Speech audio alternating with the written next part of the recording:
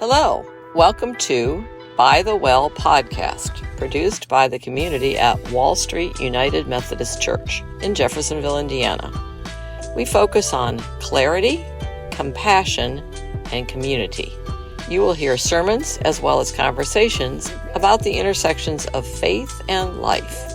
If you enjoy this podcast, like and share below. Proverbs 8:22-31. The Lord created me at the beginning of His work, the first of His acts of long ago. Ages ago I was set up at the first, before the beginning of the earth. When there were no depths, I was brought forth, and where there were no springs abounding with water. Before the mountains had been shaped, before the hills, I was brought forth. When He had not yet made earth and fields, or the world's first bits of soil. When He established the heavens, I was there.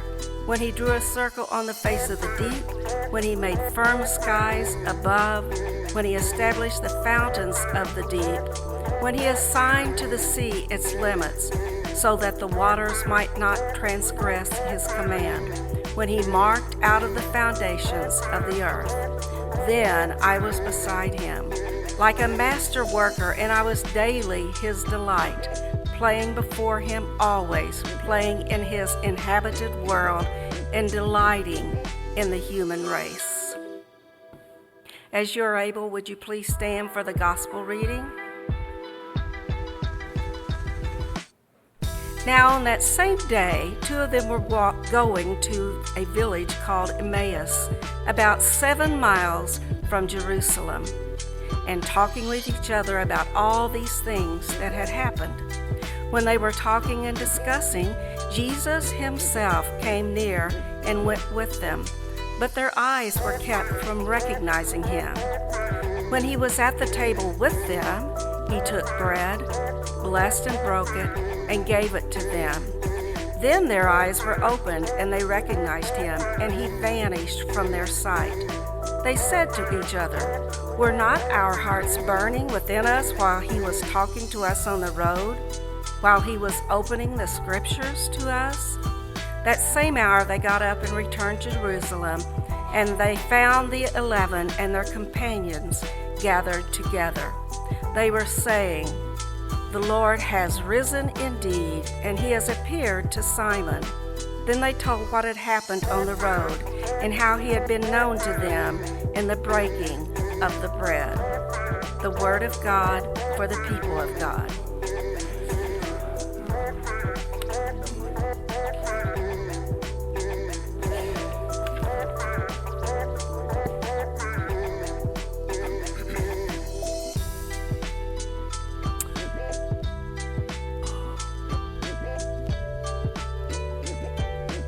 Good idea. Let's take a breath together. Good. I was able last week I was invited, I was brought in, I was made community with, celebrated with a group of folks at the International Thomas Merton Society Conference.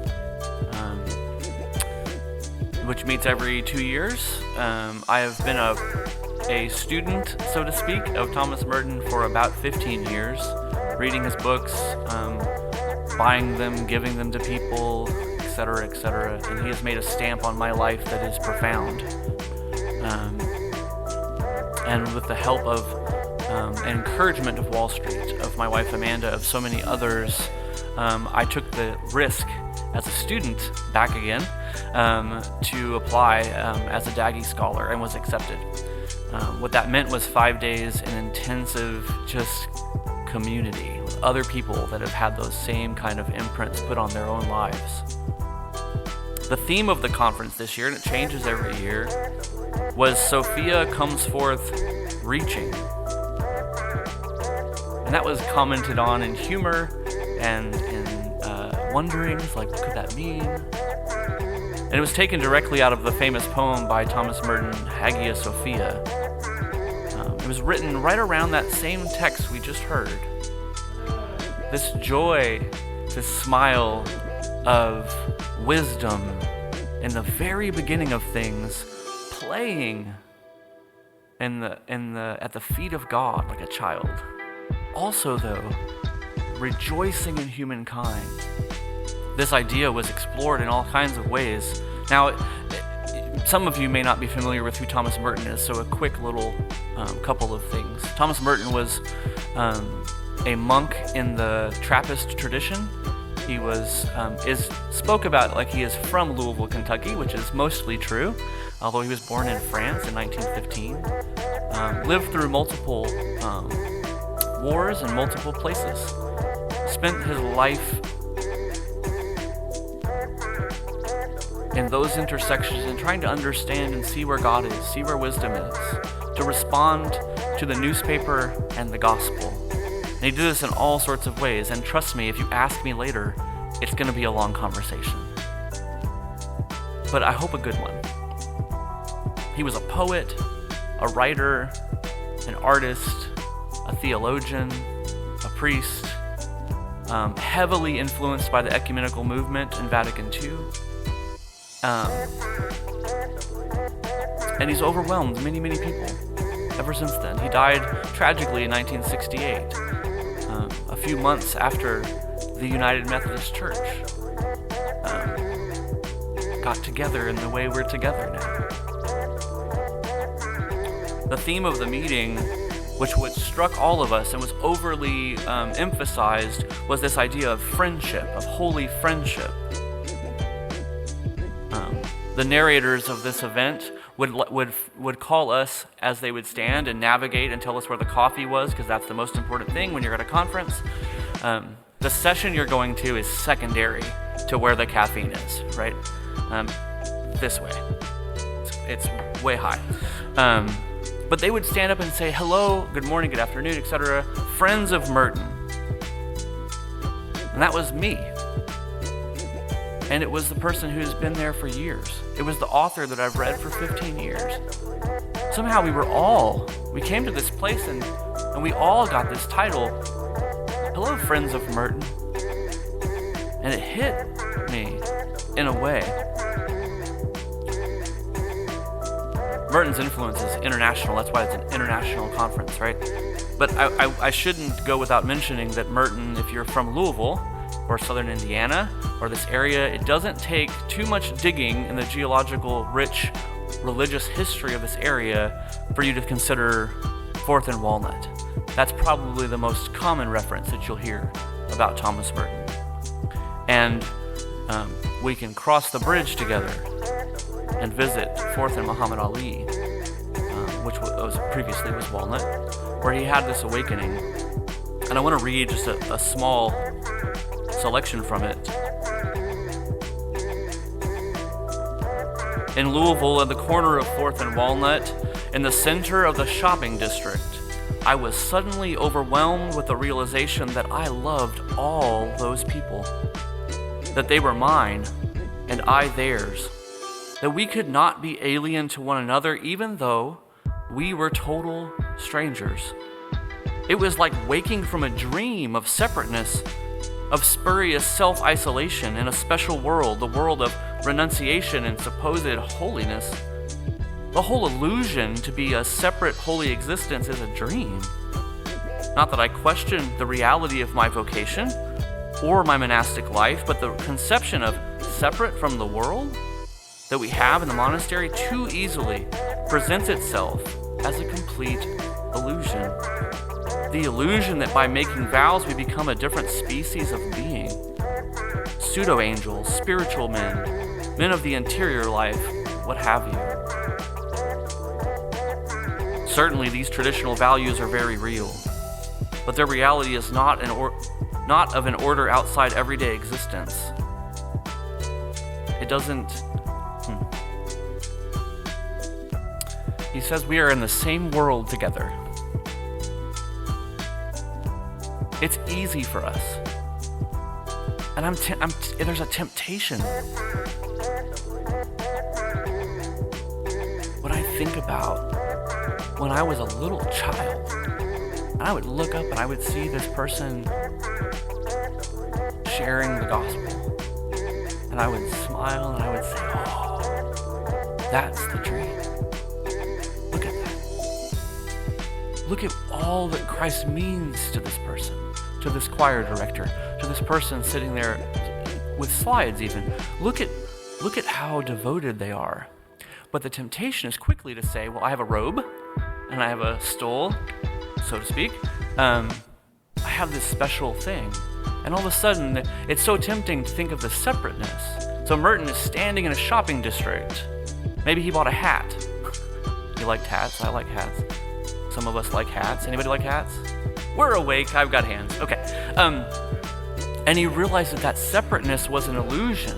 It was necessary for a time because it told him how serious he was. But ultimately, it was an illusion. We are in the same world as everybody else. The world of the bomb. The world of race hatred, the world of technology, the world of mass media, big business, revolution, all the rest. Doesn't seem like 68, does it? Seems like yesterday. This sense of liberation from an illusory difference from one another was such a relief and such a joy to me that I almost, and I think this is the first time this was written, laughed out loud. I wrote in my margin the first LOL. So he's looking and he's thinking about these people that he loves and he sees. And I forgot to put my timer on.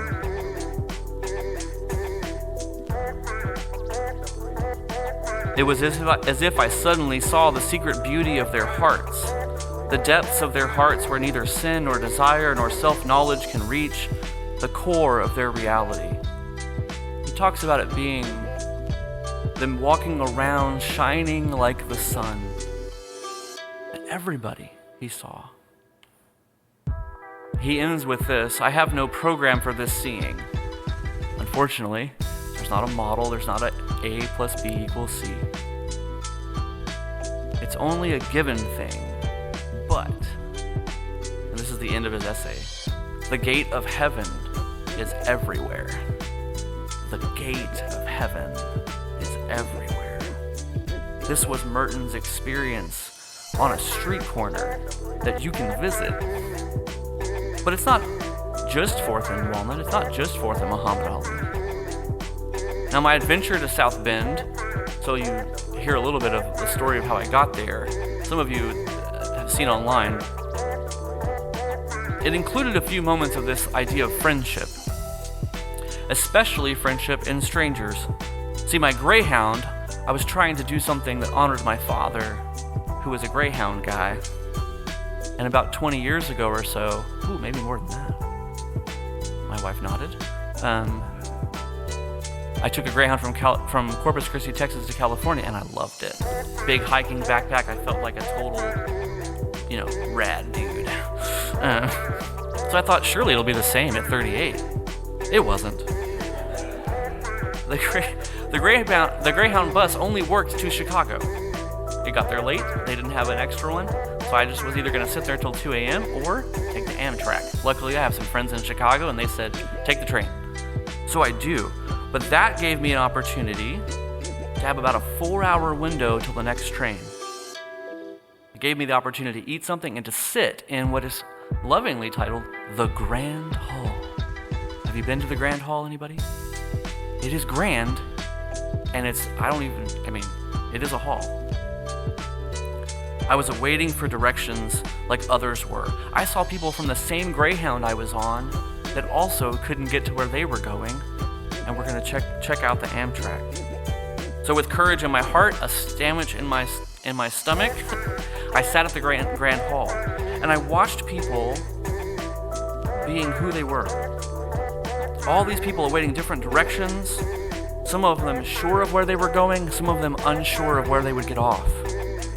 This Grand Hall included a man I watched rock back and forth and say prayers in Hebrew. For a long time, it felt like forever. And I thought, wow, I can't pray for more than like 5 minutes without getting all kinds of distracted. It included a huge community of Amish folks that were that the security guards were looking at the kids because they were like and they're running up and down the stairs as a young person would do. I mean, it was spectacular. And not a few people taking pictures of what I have seen probably is one of the largest American flags I've ever seen. They would come up and they would do this. This is the sign of the TikTok. If you haven't seen it, look for it. They would do these things. They would honor the space that they were in some kind of sacred way. And they would sleep waiting for the train. They'd hope they wouldn't miss it because it was the last train out to South Bend. This train, I would find out, goes all the way to New York. I thought, what an adventure. And so I leaned into the beauty and the listening of folks around me because it felt different. I heard languages I couldn't even begin to guess where they were from. And plenty of people grumpy, plenty of people like myself probably going, oh. But I listened and I was there, and at that time I came, the conference that I attended, so I get to South Bend, Indiana at 1 a.m. There's an amazing security guard that was like, here's where the key is, go behind the desk, grab the key, go to sleep. See you in the morning. Cool. This is on the campus of Notre Dame, St. Mary's College. And I realized if I had not stopped at that grand hall, spent 4 hours, really settled in, if I hadn't heard all those conversations, the conference wouldn't have hit the same way. It was a grace for me. Because the conference had various folks from different countries, different dialects that were not my own, conversations about Merton's impact in the world and in their own neighborhoods. This wonderful communication and communion with one another centered around this monk from Kentucky? How strange. Imagine. And I got to meet and hug people that I had read for 15 years. Never would I have thought. I got to give a pitch. They said, hey, Daggy Scholar, would you like to say something about Merton's intersections of your life? And so I did. I talked about Merton's intersection with Methodism, and that has not been talked about, and yet I want to see where it is, where it would lead me. I talked about Merton's intersections with subculture, specifically music, and I talked about Merton as a companion for me during grief. This was received in such a way that I was overwhelmed. People came up to me and asked about any one part or all of those things in ways that they seemed to really care. They seemed to want to know what that was about. They seemed to see me. I'm still unpacking all of it, to be honest with you, a week later. This communion of artists and scholars and hippies and peacemakers and seekers and veterans and chaplains, it felt like an invitation to a table of togetherness, of friendship, a table that removed the illusion of separateness that Merton so clearly saw on 4th and Muhammad Ali so many years ago. This conference included United Methodist people, UCC Lutherans, Disciples of Christ, and not a few Catholics. It's impressive. So, Wall Street family, friends of Jesus, I've been nurturing a fascination since I started here. And I didn't expect it. I came here with goals, still have them. Think I'm doing okay. That was a nod. Everybody wondering? We got a nod. I've been diving into this fascination with the table, with communion, all that it might mean. And I want to thank you for your friendship with Jesus at the table. This relationship with Christ as bread and cup, in bread and cup, started, of course, with Amanda, who grew up Disciples of Christ. And I was able to, in my weird little old Pentecostal days, go to her church every Sunday and take communion. And I thought, wow. And they seemed so serious about it all the time. Like it's so good for them. It's so enriching. It's so life-giving. Your enthusiasm, friends, when you come to the rail or the table or an offering of hands and cups with bread is a sure sign, and I'm here simply as a reminder. You are a friend of Jesus.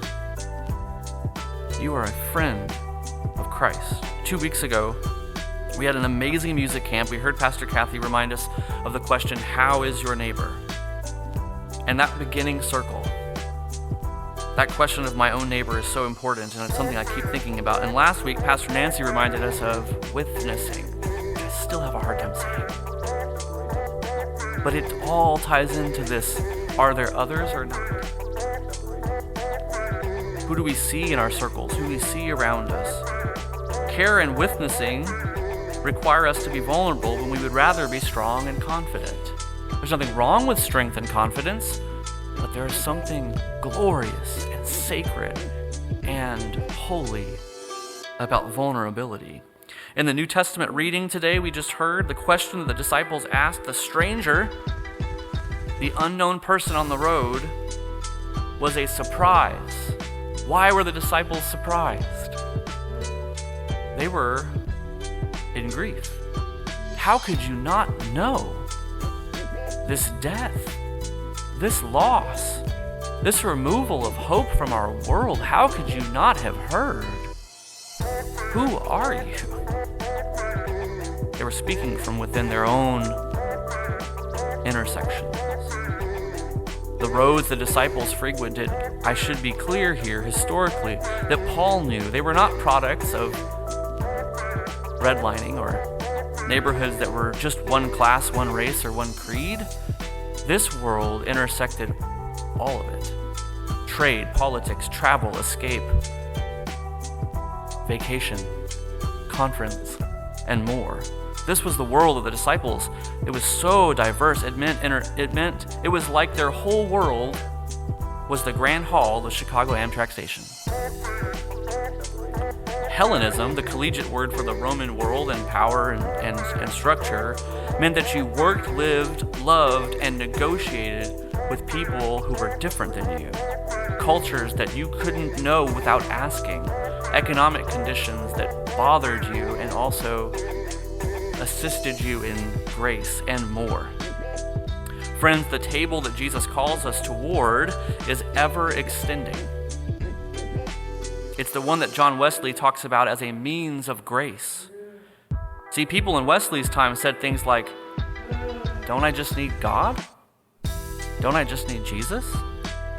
Jesus is my creed. That's it. I'm so thankful we've moved past this kind of simplicity. That was sarcasm.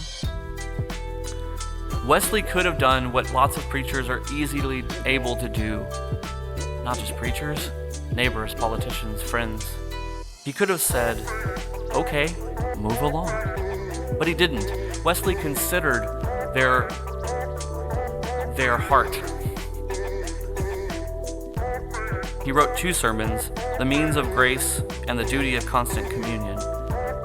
He considered their argument, he wrote it out, and I was impressed by the qualifiers. The qualifiers of this gift and this friendship that is communion were not personal worth, they weren't religious experience or excellence, they weren't even conversion. Wesley asks, what can separate you from this opportunity to wait upon the Lord? I read that in this big college book of Wesley sermons, and I thought, wow, what a thing to wait. What a thing to find yourself at the Amtrak and wait. And decide what to do with that waiting. In the world we live in, waiting is condemned.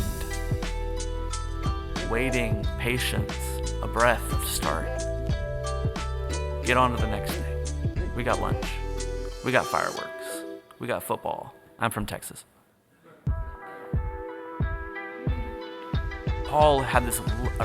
Wesley had this lovely image of waiting on the Lord. This communion with God. And one of those ways, of many, was the table. Jesus and Paul and Wesley and Merton were all revealing what was most true about our human experience. I'm here to remind you that this assurance that Christ is here is real. It's real the moment we let every street corner become Fourth and Walnut. It's real because we will let nothing remove that opportunity for God to show up shining like the sun in our neighbor. The moments we realize that every bush is burning and yet not consumed. God is here. This friendship with Christ in stranger does a mysterious thing, doesn't it? Do you know what this is like? Do you know what it's like to start a conversation with somebody that you didn't know before, and all of a sudden you have everything in common? This friendship with Christ in stranger does a mysterious thing. It removes the opportunity to know any strangers. Let's remember the gospel reading. Jesus disappeared. They didn't know who he was. They were looking for their friend. They were sure he was gone. And he lifts the bread and cup, and the stranger is gone. They're no longer a stranger to one another. The disciples were walking with somebody they surely didn't know. In the breaking of bread and the pouring of cup, the stranger disappears, and they see Christ alive again, assuring them that God has never forsaken or left them, you. It's this reminder, it's this sacred, holy reminder over and over again that God has not forsaken Jesus, and if he hadn't forsaken Jesus, he surely will not forsake us.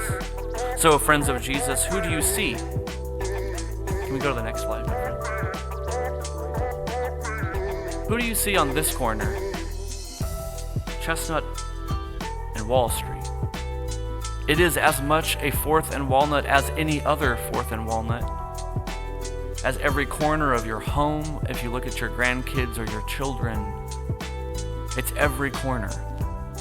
What do you see on the corner of Chestnut and Wall Street? Do you see Sophia Wisdom, who was with God in the beginning of creation, playing in its inhabited world and delighting in the human race? Or perhaps the news channel has been too much this week. Perhaps human beings are wrapped up in the statistics of violence and sorrow. Perhaps we can't honestly see how Sophia can still play and dance and delight in us. Perhaps it's hard this morning.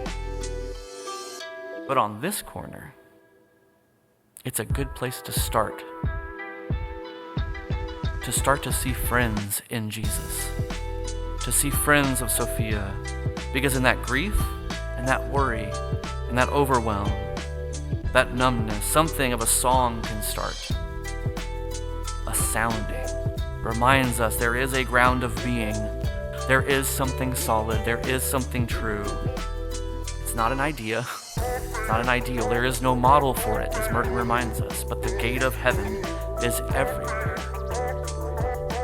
This table, this cup reminds us that the separateness that we pretend is real is simply an illusion. It calls us to see everyone, everything with breath, all of creation as Christ looking at us. Friends, people that posture themselves as enemies, people that love us and resist us, are Christ looking at us. We don't protect this table like it means something more than wood and vine and wheat. At this table, we put on new lenses and we love our neighbors and ourselves. Thanks be to God.